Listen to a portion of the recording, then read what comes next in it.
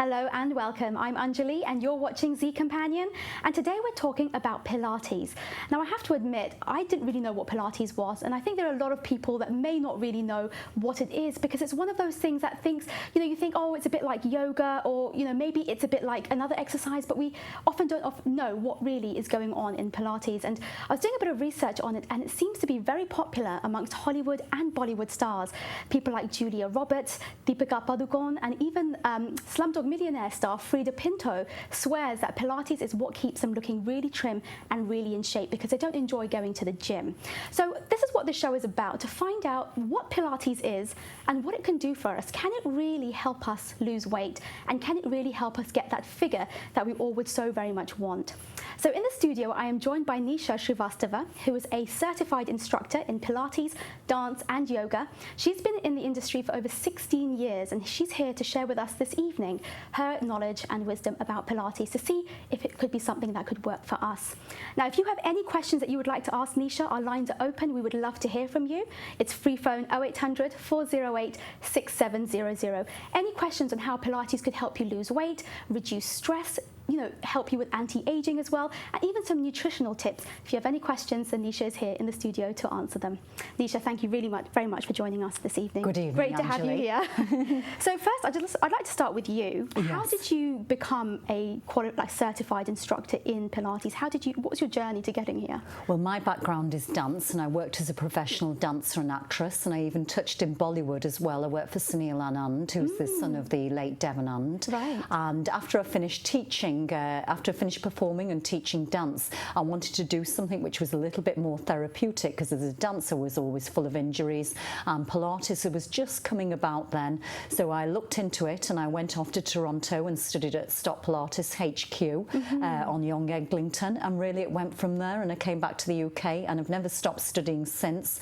I'm always ongoing with learning, and I've really progressed it on. Now, I've seen that from your website. You have Yes. such a long list of certifications, and I take it that doesn't end. No, it never stops, because you never stop learning, and everything in life is changing. So if I get a piece of paper and throw it on the table there, at the end of the 30 minutes they'll be different in shape. So everything's always changing. We need to have an open mind into everything we do to get the best results and the best rewards. So who are your regular clients? Well, my regular clients are anybody from the taxi driver who drives along along Deansgate, which is where my studio is in Manchester, to the office worker, and I also teach a number of high-profile professional footballers and rugby players. So I work a lot with a lot of the football teams in Manchester, and also Everton Football Club, and some of the rugby league and rugby union teams. One of the rugby union teams is Sale Sharks, and I've also got Warrington Wolves. I've done work with Saints and Wigan Warriors. So Pilates is really for everybody. It's not just for little old women, as people always think it is. Is that the stereotype of it? Yes.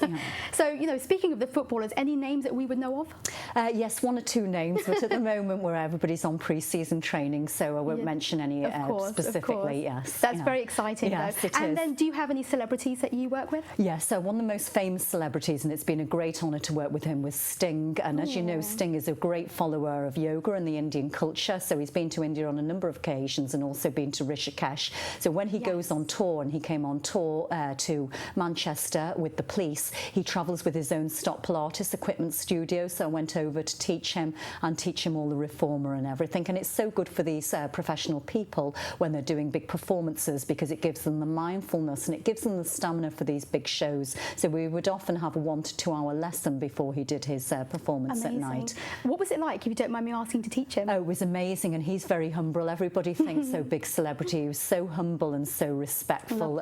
Yes, and very open-minded. Yes, that's amazing. Wow, what a lovely opportunity. It was an opportunity. So what makes you different from other Pilates instructors? Well, I think I'm different because I look outside the box. I am very, very fluent in Pilates, but I also look at nutrition, I look at functional movement, and I look at yoga, and I also part of the I look at fascia and human tissue dissection, because the body works as a full kinetic chain, and we can't just isolate all the time. We have to look outside the box. And because I'm working with such a number of high-profile football and rugby teams, I can't afford to be shallow-minded or only thinking one way. I have to respect what the nutrition nutritionist is saying, what the strength and conditioning coach is saying. They have a lot of people who come in from abroad with different methods of teaching, and I have to know what's going on in the physio and sports massage world. So as long as I have a knowledge of it, and it's not my speciality, I'm doing the right thing. That's amazing, and you sound very knowledgeable, and obviously you've had very good experience. Now, before we go into the details of Pilates, we actually have someone on the line who'd like to speak with you. Hello there, what's your name? Hello? Hello? Hello? Hi, welcome to Zee Companion. Yeah, my name is Kala. I'm speaking from Liverpool. Oh, hello from Liverpool. I've just come there from the train. Oh. What was your question, Kala? Yes, I got pain in my spinal, you know. Something I'm not very easy to know. I got sciatica pain also and quite pain in my spinal. So just I would like to know which way is Pilates can help me, you know. Right. Okay. Well, one of the things I always say, Anjali, is we don't guess, we assess. But I can give you a little bit about back problems. And you have mentioned pain in your spine, but I don't know whereabouts it is on your spine, and I don't know whether you've had an MRI. So one of the most... We can actually, I mean, if you want, we can ask... Kala, you're with us. Have you had an MRI scan? Yes, we did, you know. And what were the results of that? Pardon? What were the results of the scan? Result is I got in spinal quite is a narrow kind of, and just they can't help his operation and all that, and I don't like to go for operation and this kind of thing, you know. Yeah, of course. If any, I can avoid the operation if I can do bit Pilates, and it can help me to bit mobility and all that, you know. Of course. Kala, thank you very much for getting in touch with us, and I'm sure Nisha can help you. Nisha, what would you suggest? Well, I would suggest, Kala, first of all, we need to find out where your pain is, and when we're moving you in Pilates, or if you're to do any Pilates exercises or videos at home, you need to be pain-free. That's the first thing of all, because we don't want to be working you if you've got inflammation and things. Now, the last resort is always an operation, and we want to try and avoid that. Pilates will help greatly in your flexibility. It'll also help in the strength on your big global muscles, plus your intrinsic muscles, which are closer to the spine. But we'd also need to look outside the box. We'd need to look at your nutrition,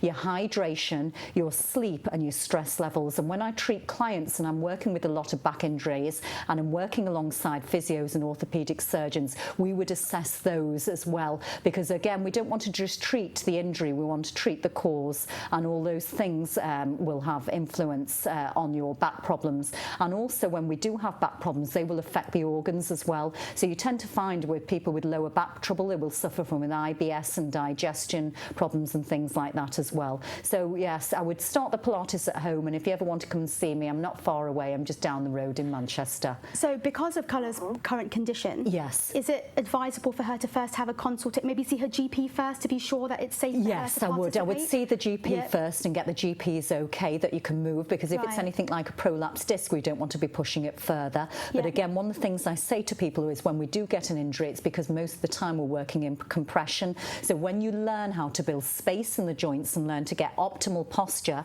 it's establishing that optimal posture first and making sure the quality of the tissues are good. If your quality of the tissues are good and we get them good and get them responsive within a 6-week period, you will fly. And it doesn't matter what age you are, this can be addressed at any age. Perfect. So Kala, I hope that helps you. So really, it's important to see your GP first. Just make sure that it's okay and safe for you to practice. Thank you very much for that. And just have one more thing, you know, what kind of nutrition I should take?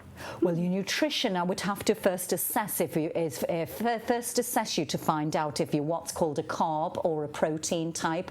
So a carb type would be more carbohydrate based, but we'd have to... I'm a vegetarian, you know. You're vegetarian, right? Okay. So first of all, we would look at vegan, you know, I'm vegan, yeah. Right. Okay. So we'd look at increasing your water. We'd look at the way you're cooking your foods as well, and the amount of spices, because this is all going to influence your back trouble and everything.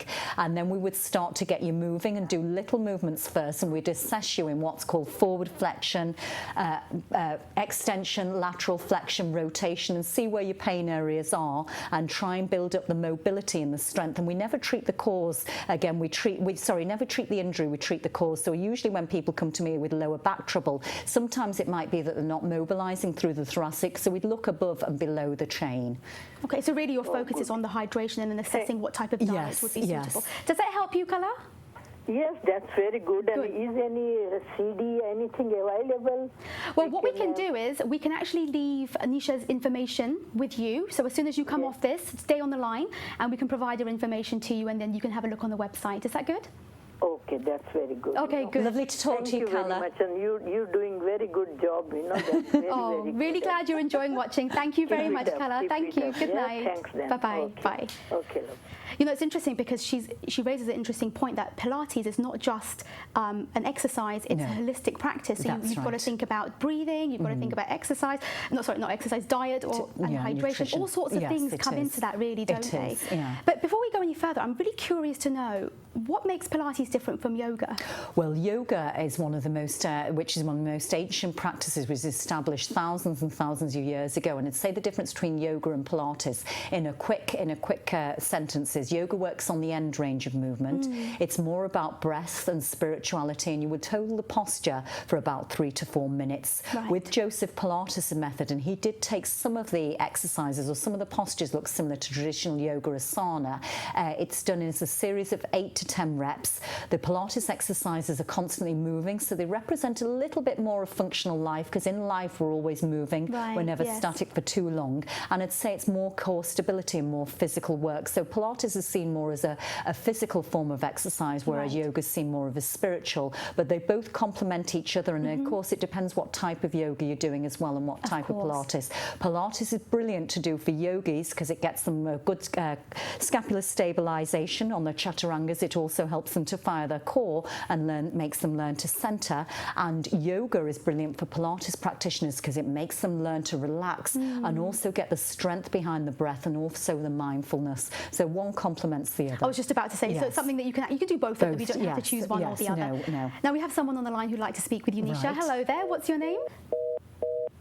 Oh, I think we might have lost our caller. That's all right. We'll get them back shortly. But that's interesting. So it's a complementary practice. It is. Now, can Pilates actually help us lose weight? Because I've read a bunch of articles and it claims that it can help you lose weight and trim up. Is that really true? Well, I would say that's one of the biggest myths with Pilates, that it does make you lose weight. It doesn't. What Pilates will do will help you it will help you tone your muscles, and it will help you get better stability towards the midline of the body. When you've got better stability and you've got better strength in your muscles and better quality of the tissues, you'll have a slimmer look. The only way we can lose weight is to reduce our sugar in our diet and look at our nutrition, and also balance our exercise, our Pilates exercise program, with a little bit more weight-bearing exercise and also cardio.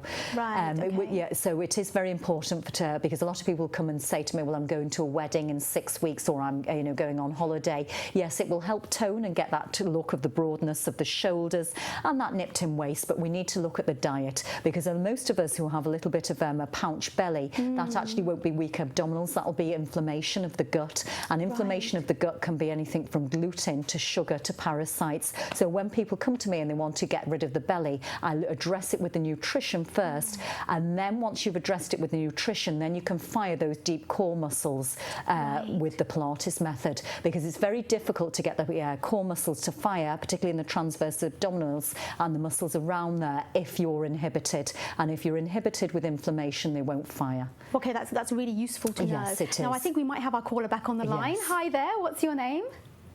Hi, my name's Reem. Hi Reem, thanks for getting in touch with us. What would you like to ask Nisha? I just wanted to ask that I'm 12 years old. And I just wanted to ask that from what age can you do Pilates? Right, 12-year-old. Well, you can do Pilates for any time, and there's actually a lot of Pilates for kids programs now popping up. Right. But your most important thing is to enjoy it, Reem. So get your YouTube out and get your Vimeo out, and there's loads of things, and get playing and get that functional movement back. And there's a really good Pilates exercise that you'll love, Reem, which is called rolling like a ball, where we get ourselves into like a cosmic egg and we roll backwards and forwards. So there's no restriction. Pilates for everybody. So there are videos on YouTube that Reem could look up and to help her practice. Yes, Does that sound good, Reem?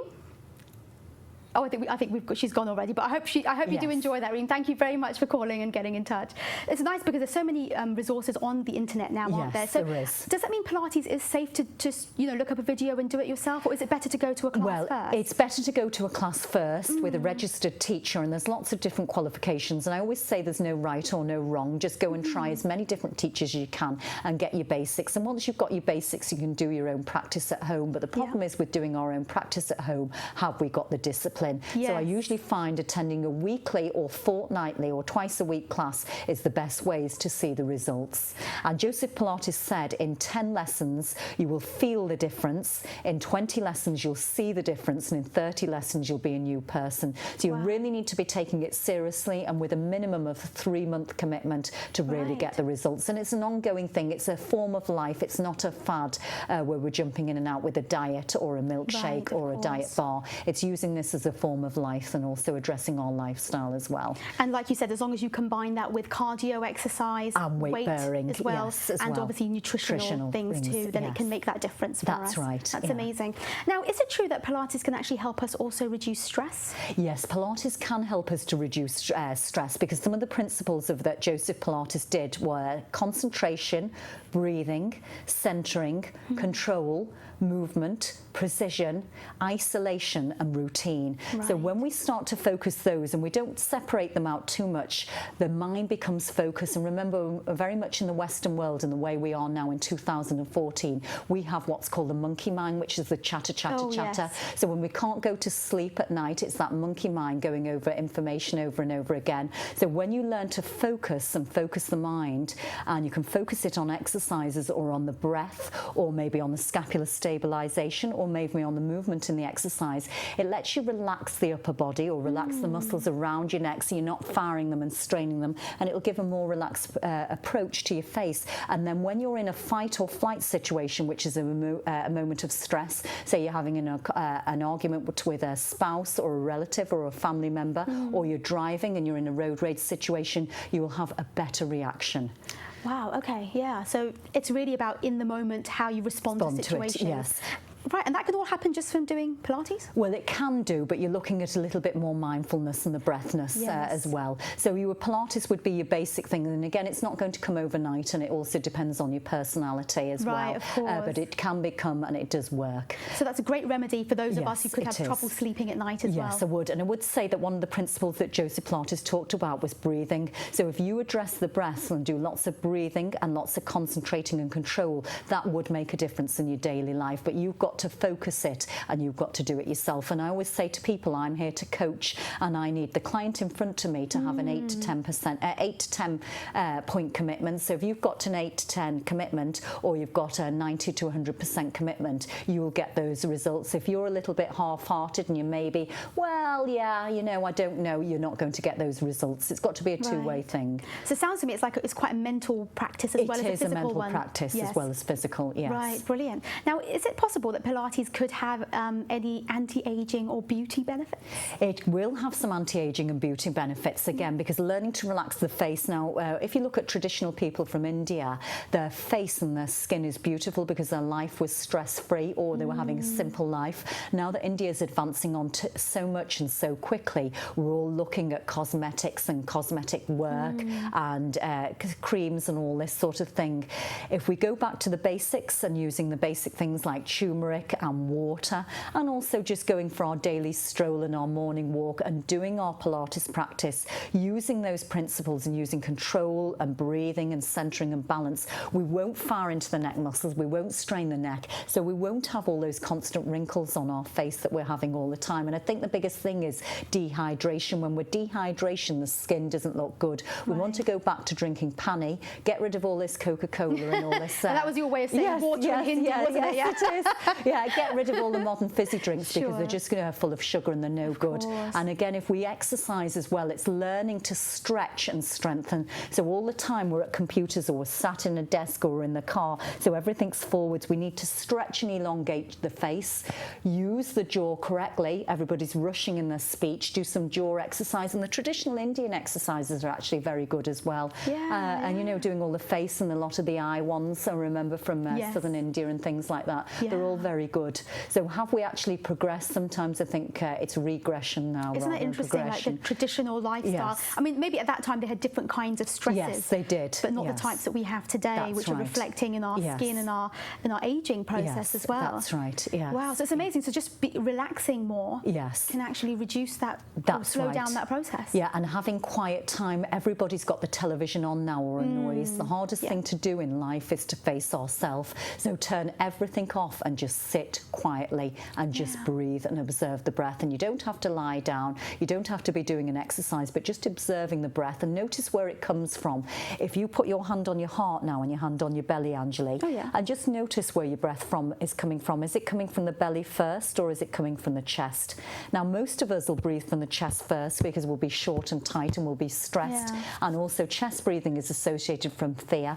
It needs to be that traditional breath that 2/3 of the breath starts from the belly and the rest of the third comes up into the diaphragm. I'm definitely feeling the belly first. Yes, that's correct. And then the chest, right. So that's a healthy way of breathing. It is, yes. Okay, so just by practicing that, we are incorporating Pilates practice as well? We are, yes. And you don't even have to do the exercise. A lot of people don't like doing exercise. So you can use Pilates principles as you walk, as you talk, as you answer the phone if you're at a call centre. All these things, you can use the Pilates principles. You don't actually have to address the exercises itself. Because Joseph Pilates established those principles first, and then, you know, he did the exercise method as well. Right. Now, before we did the show, you showed me how to sit in a very good, healthy posture. Can we just do that again, just for the benefit of our viewers who might want, you know, just to know what a good posture is and how you can put yourself in that, just because it looks after your spine and your back as well, right? Okay, so first of all, I want you to get your feet together and I want you to press down as much as you can to the floor. So you've got the heels connected with the floor and the feet connected, and this is called grounding. And 85% of our gait pattern, and our gait pattern is our walking pattern, comes from the feet upwards. So when we don't spread our toes and we don't ground down, we don't have a chain reaction throughout the body. Then I want you to press the heels of the hands on the side of your thighs, and by pressing the heels of the hands,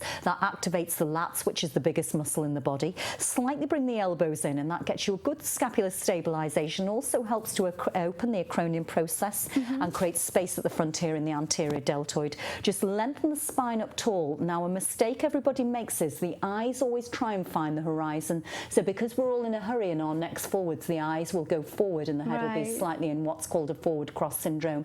So I want you to bring the head slightly back and drop the chin slightly towards the chest and then raise the eye line. And now you've got an optimal posture for optimal performance and optimal function. And look how you can breathe and everything's freed. And it'll also feel very odd because one of the things we do is we try and protect the heart, and the heart is a very sensitive organ. So when we're in fear or we're in pain or any emotion, we'll go like this. Opening our heart can be quite frightening. And when we do Pilates or yoga, it can also release a lot of emotions and things. Right, and is that a clearing process? It is a clearing process, and the hardest thing to do again is to face ourselves. So sometimes not facing ourselves is the easy thing to do, but facing ourselves is the hardest thing to do, and it's good to do. Nisha, unfortunately our time has come to an end, but I really enjoyed having you on the show this evening. Your wisdom it's brilliant, and it's really clear that you have so much experience in Pilates, but not just the exercise and the holistic therapy itself, and it's been wonderful to have you share your knowledge with us. Thank you so much for being here this evening. Thank you. Really appreciate it. Thank you very much. Thank you, Anjali. And thank thank you to all of you who've tuned in this evening. Thank you to our callers for your wonderful questions. And we'd like to leave you with 3 key learnings from Nisha. The first thing really is to drink more water. It's really important to be hydrated so that you set yourself in a good place to do Pilates practice. Even a 10-minute workout a day is quite enough, so you don't have to do anything strenuous or overtaxing on your body. 10 minutes is really sufficient. And it's really important to breathe deeply. Try this postural practice that Nisha just showed us. Take a deep breath and just feel your entire body relax. It has anti-aging benefits as well. Thank you so much for joining us this evening. If you have any other questions for Nisha, you can email us zeecompanion@zeetv.co.uk. Thank you so much and good night.